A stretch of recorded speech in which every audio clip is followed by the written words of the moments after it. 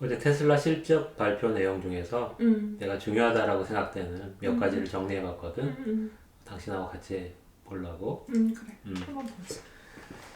첫 번째 일론이 언급한 내용 중에서 음, 테슬라의 수요, 디맨드에 대해서 얘기한 내용이 있는데, 음, 그러니까 1분기 때 그 테슬라의 디맨드, 음, 뭐 주문량이겠지. 음, 주문량이 사상 최고치였다. 그러네. 어. 근데 어떻게 보면 테슬라는 매 분기마다 최고치가 돼야 될 것 같은데. 그래야지. 그래야지. 어. 그래서 어떻게 보면 당연한 얘기인데 음. 1분기의 특성이 있다 보니까 이 아, 얘기를 언급한 것 그치. 같아. 매년 4분기에는 수요가 확 늘어났다가 보통은 1분기는 감소를 하지. 그게 이제 자동차 마켓의 특성이란 말이야. 특성이지. 계절성이 있는데 테슬라도 거기에서 좀 자유롭지 못했던 측면이 있었어. 과거에는. 과거에는 테슬라가 수요가 계속해서 증가하고 있지만 음, 1분기에는 음, 생산량에 못 미치는 수요가 조금씩 보였었단 말이야. 그렇지. 그래서 올해 1분기 딜리버리 예측을 한 것을 보면 대부분 실적보다 낮게들 예측을 했잖아. 우리도 어, 그랬었잖아. 우리도 좀 낮게 했고 AI는 조금 더 낮게 했었고. 특히 이제 뭐 AI 알고리즘으로 돌려봤을 때는 음, 16만 5천 대? 그렇지. 어, 근데 그거는 AI 같은 경우는 이제 과거의 경험만을 토대로 해서 하기 음, 때문에 어떤 새로운 변수에 대한 학습이 음, 안 돼서 음. 그런 거다라고 우리가 결론을 냈었지.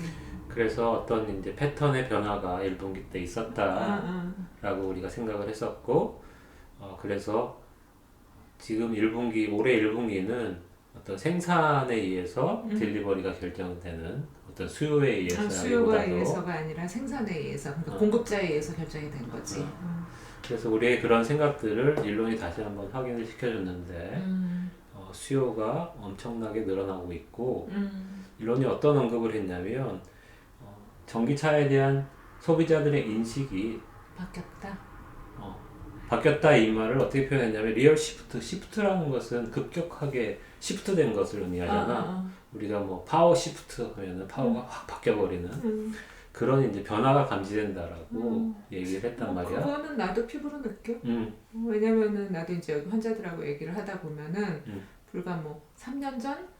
그때만 해도 전기차 하면은 여기 유럽 애들이야 이제 차 가지고 여행들을 많이 국경 넘어서 다니잖아. 음, 그러니까 아이고 전기차 충전하면서 어떻게 여행을 음, 다니겠냐고.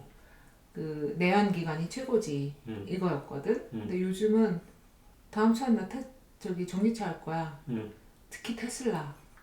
뭐 걔들 많이들 얘기해. 음, 우리 연구소의 팀원들도 응, 대부분 다음 차는 다 테슬라로 살 거라고 얘기를 하니까 그치. 그 어, 인식이 진짜 몇 년 뭐 얼마 안 돼가지고 몇 년 사이에 확 바뀌어버린 1, 거지. 2년 사이에 확 바뀐 것 같아. 음, 특히 작년에 음, 많이들 그냥 정말 쉬프트를 했어, 음. 생각들이. 그치, 시프트가 됐다. 그래서 응, 그 전기차에 대한 인식이 응, 시프트가 응, 됐고 그 응, 일론이 그렇게 표현을 했고 응, 그래서 앞으로 생산량을 늘리면 그 디맨드 응, 수요에는 문제가 없다라는 것을 다시 한번 확인을 시켜줘서 응, 이 부분이 인상적이었고 응, 참 좋은 소식이다라고 생각이 들어. 두 번째로 내가 보고 싶었던 내용은 뭐냐면 그 자동차 반도체 공급 문제에 대해서 우리가 뉴스를 많이 들었잖아. 아, 쇼티지가 음, 나서 자동차 회사들이 힘들다. 음. 그런 얘기를 꽤 많이 들었지. 뭐 그래서 현대차 공장의 응, 생산이 응, 중단이 됐다는 응, 소식도 응, 들었고, 응. 그래서 우리가 테슬라의 생산에도 문제가 있지 않을까 1분기에 우려도 좀 했었고, 근데 걔네 테슬라에서는 그런 문제가 없었지. 뭐 결과로 봤을 때는 18만 대 S3와 Y를 18만 대 생산을 했으니까 어, 생산에 문제가 없는 것처럼 실적을 보였단 말이야. 그렇지? 그래서 반도체 문제가 없나 보다 테슬라는 어. 그렇게 생각을 했었는데 실제로는 있었대. 근데 그거를 극복한 거야. 그거를 이제 극복했다라고 어, 얘기를 하는 거야. 그래서 테슬라는 이걸 극복했구나. 보이지 않게 음, 큰 문제 없이. 어떤 얘기를 했냐면 우리가 새로운 공급처에서 칩을 받아서 그 문제를 해결했다라고 얘기를 했는데, 공급처를 바꾼 거야. 어, 응. 근데 왜 다른 회사들은 그렇게 못했을까? 근데 이게 중요한 얘기를 해. 펌웨어를 새로 개발해서 자기들이. 그러니까 공급처를 빨리 바꿔서 하드웨어를 받은 다음에 그것을 그 전체 자동차 시스템에 맞게 소프트웨어를 변경을 해서 빨리 적용을 시켜서 해결했다 이렇게 얘기한 거지. 그러면 다른 자동차 회사들은 그 펌웨어까지 장착된 걸 갖는 거고 테슬라는 그거 없이 받아서 거기다 집어넣어가지고 한 거지. 예전에 우리가 들었던 얘기 중에 하나가 들은 적이 있었어. 테슬라 부품 공급사에서 싫어한다고. 그러니까 펌웨어를 테슬라가 떼고 하드웨어만 보내라라고 해서 처음에는 너희들 일단 하드웨어 받아봐. 펌웨어 안 사나 우리한테 이렇게 했는데 아무런 소식이 없었다 그다음부터. 그래서 부품사들이 그 제조사들을 갖다가 종속시키는 방법 중에 하나가 이 펌웨어를 제조사에서 건드리지 못하게 해가지고 자기 부품만 쓰도록 이렇게 하는 경우가 많은데 테슬라는 처음부터 그걸 거부한 거지. 그거를 안 하고 내가 자기 알아서 스스로. 할게. 니네 집만 팔아. 아니 저기 하드웨어만 팔아. 저기만 팔아. 그러면 집어넣는 거는 내가 할게. 그래서 다른 자동차 업체 같은 경우에는 부품을 한번 자동차를 설계하고 나면 부품을 쉽게 못 바꾸는 그런 구조로 돼버린 거지. 근데 테슬라는 모든 것을 자기가 인테그레이션을 하려고 하기 때문에 펌웨어도 자기들이 직접 개발을 하고 해서 이런 그 국면에서 위기 대처 능력이 훨씬 뛰어난 거고, 그래서 우리가 그런 테슬라가 이런 문제가 없는 것처럼 우리한테는 그렇게 보였던 거구나. 근데 위기를 상당히 위기 대처 능력이 뛰어난 회사라는 걸 입증을 한 거지, 이걸 통해서. 그래서 어려운 문제들을 그러니까 피해가려고 하지 않고 정면으로 부딪혀 왔기 때문에 이런 능력들이 생겼다라고 볼 수 있는 거지. 어려운 거를 자꾸 경험을 하고 그걸 뛰어넘고 하다 보면은 그렇지, 위기 대처 능력이 자꾸 생기는 거지. 그래서 필요한 근본 기술들을 축적해 왔기 때문에 이런 위기 국면에서도 빛을 발했다라고 우리가 보고, 그래서 이 소식이 참 기분 좋은 소식 중에 하나다라고 생각이 돼. 그 다음에 모델 3하고 Y에 대한 얘기는, 모델 3 같은 경우에는 그 세그먼트라고 얘기하지.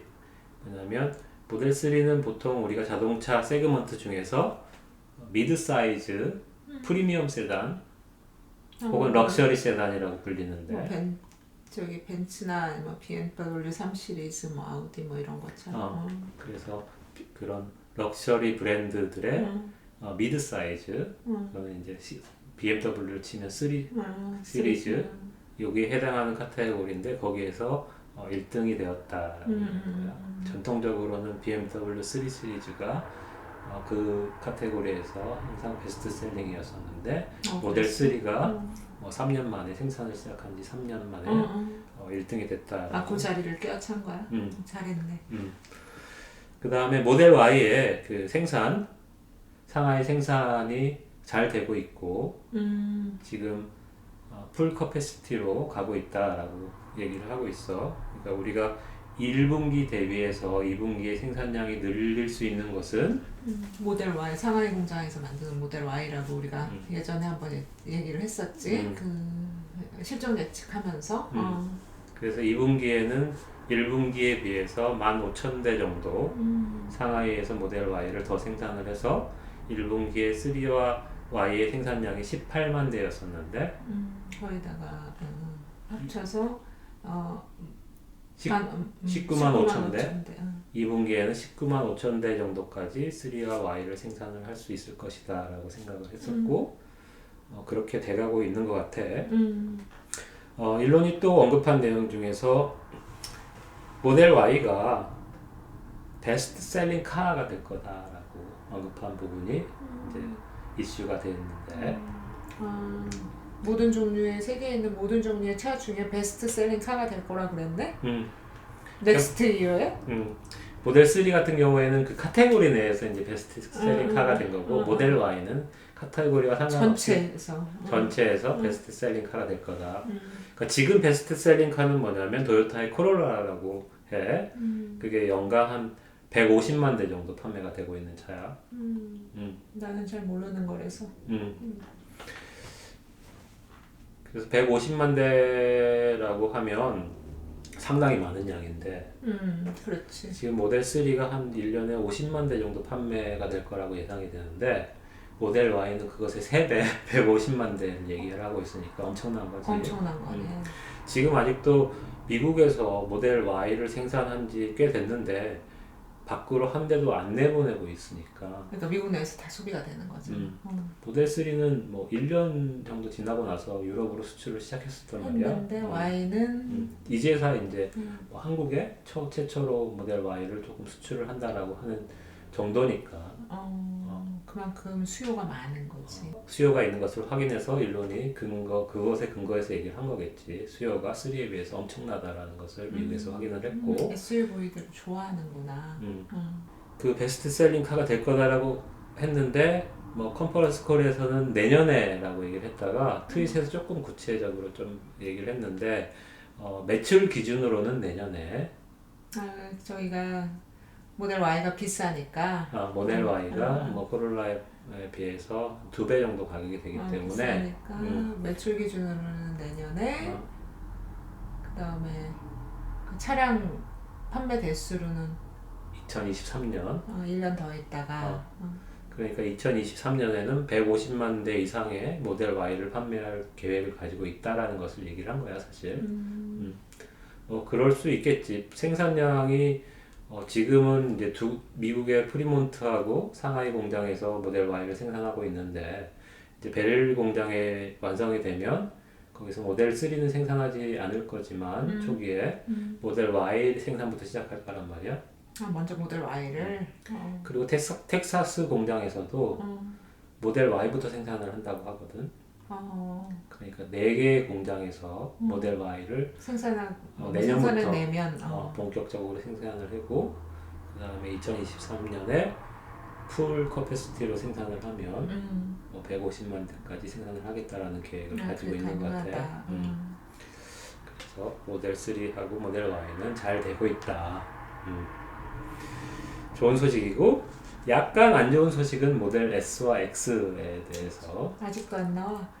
1분기 때 한 대도 생산을 못했고 딜리버리를 못했고 지금 4월이 됐는데도 아직까지 딜리버리를 못하고 있어. 근데 뭐 일론이 생각했던 것보다 어렵네 뭐 이런 식으로 얘기를 했는데 지금 이제 그런 문제들 하나둘씩 해결을 하고 있고 지금은 이제 배터리도 바꾼 것 같아. 모델 S. 그래서 배터리의 안정성, 세이프티를 향상시키기 위한 마무리 단계의 개발을 하고 있다라고 얘기를 하고 있어. 그래서 5월부터 딜리버리를 모델 S부터 시작을 할 거다. 라고 얘기를 했어. 뭐 일단 4월에는 여전히 딜리버리가 안 될 것 같고. 4월 며칠 안 남았어. 그래서 우리가 뭐 2분기 때 모델 S와 X를 10,000대 정도 딜리버리 해줄 수 있지 않을까라고 예상을 했는데 그보다는 안 될 것 같아. 지금 얘기한 거 보면. 그래서 많이 되면 모델 S 뭐 5,000대 정도 하면 많이 하지 않을까. 그래서 뭐 2분기 때 생산량은 다 합해서 모델 3와 Y가 19만 5천 대 정도, 모델 S가 많으면 5천 대 정도에서 뭐 20만 대 가까이, 20만 대를 훌쩍 넘지는 못할 것 같아. 그래서 딜리버리가 뭐 19만 뭐 5천 대, 뭐 이 정도에 머무르지 않을까 그런 생각이 들어. 그래. 그다음에 완전 자율주행과 AI에 대해서도 언급을 했는데.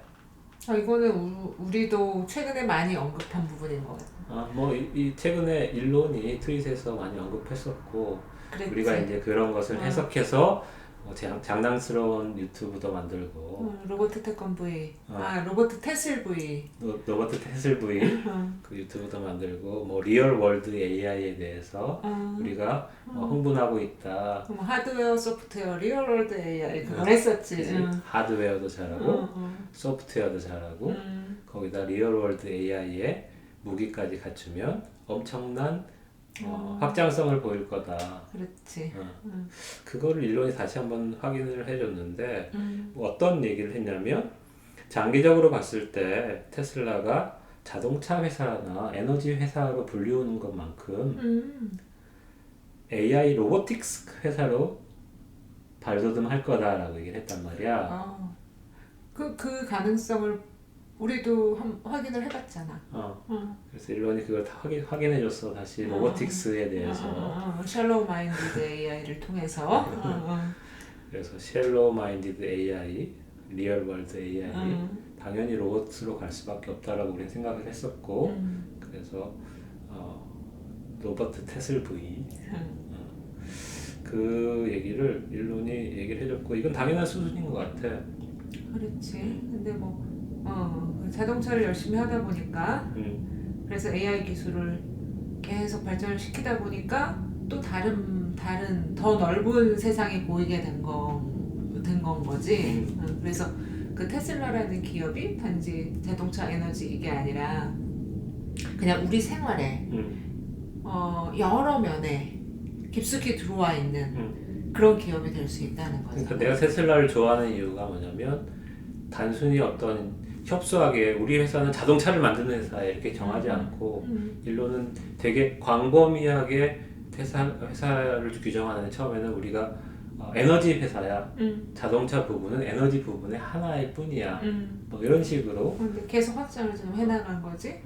내가 예전에는 테슬라 하면은 그냥 자동차 회사인가 보다. 그러다가 아니네? 에너지 회사인가 보네? 조금 더 넓혀서 그러다가 최근까지는 플랫폼 회사인가 보다.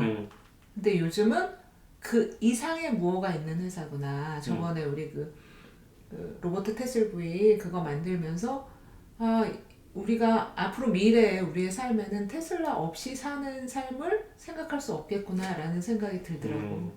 당신 중요한 얘기를 한 것 같은데, 그러니까 지금 테슬라 제품은 사실 없어도 그렇게 불편한 것은 아니잖아. 아니지. 다른 차 타면 되지. 그리고 다른 솔라루프 달면 되고 그런 식으로. 근데 앞으로는 테슬라 제품이 없으면 불편할 만큼 중요한 제품들이 나올 될 거라고 수 있을 거라는 생각이 드는 거야. 우리가 불과 10년 전만 해도 스마트폰 없어도 하나도 불편하지 않았지만 지금은 스마트폰이 없으면 불편해서 살 수가 없어. 그거하고 똑같은 게 되는 거지. 야, 그런 제품이 빨리 나왔으면 좋겠다 진짜. 나오겠지. 우리가 10년 전에 스마트폰을 생각하지 못했던 것처럼 지금 우리가 생각하지 못한 무언가가 나올 수 있을 것 같아.